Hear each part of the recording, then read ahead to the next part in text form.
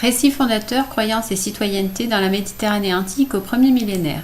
Il s'agit ici de retrouver l'essentiel de la leçon, notamment la partie 1, le monde grec du 8e au 6e siècle avant Jésus-Christ. Le monde grec est composé de cités-États autour de la mer Méditerranée. Au 8e siècle avant Jésus-Christ, les Grecs sont présents sur les bords de la Méditerranée. Par exemple, les Phocéens, partis d'Asie mineure, une cité grecque, fondent Massalia. À son tour, Massalia, aujourd'hui Marseille, fonde d'autres cités comme Antibes, Nice, Agde ou Arles. Les Grecs fondent ainsi des cités-États qui restent indépendantes. Elles sont caractérisées par un territoire qui les met parfois en contact avec d'autres peuples. À Massalia, les Grecs et les Gaulois se côtoient, pratiquent des échanges marchands et culturels. La cité-État a une organisation politique qui peut être une monarchie, donc dirigée par un roi, ou une oligarchie, dirigée par un petit groupe de personnes. Elle dispose également d'une armée de citoyens qui doivent défendre leur territoire, ainsi qu'une monnaie. Chaque monnaie peut être identifiée par un symbole, une déesse comme Athéna pour Athènes, avec la chouette, symbole de la sagesse, ou Amassalia avec Artémis et le lion. Grâce à la multiplication des cités-États, la civilisation grecque se diffuse autour de la Méditerranée. Ainsi, les récits communs et les croyances communes des Grecs se répandent. L'Iliade et l'Odyssée est un récit éducateur des jeunes Grecs qui prennent exemple sur les héros.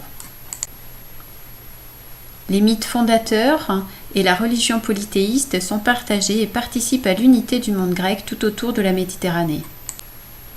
À partir du 8e siècle avant Jésus-Christ, les Jeux olympiques à Olympie en Grèce sont organisés.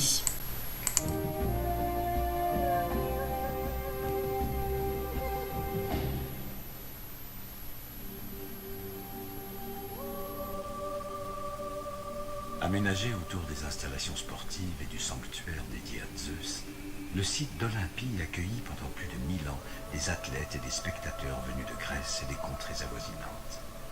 Tous venaient assister au plus grand événement de l'Antiquité, les Jeux olympiques.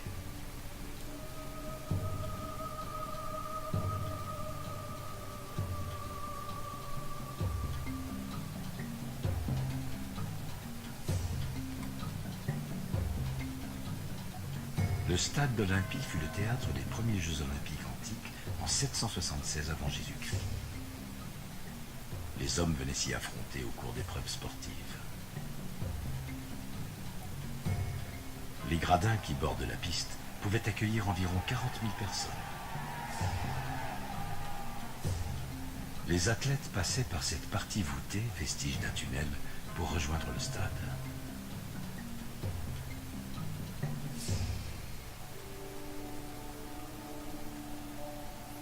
Avant de s'affronter, les athlètes s'entraînaient dans la palestre. Cet édifice était réservé aux hommes participant aux épreuves de lutte, de pugilat et au saut en longueur. Aujourd'hui, une grande partie des colonnades bordant la cour centrale ont été redressées.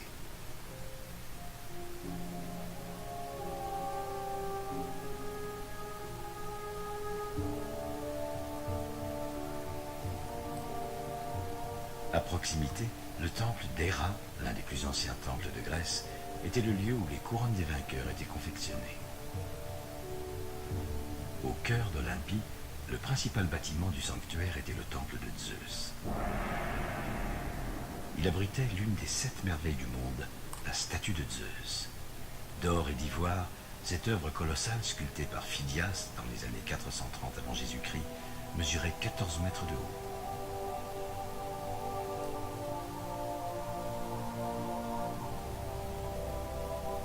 Victime de glissements de terrain et de nombreux séismes, le site fut peu à peu oublié.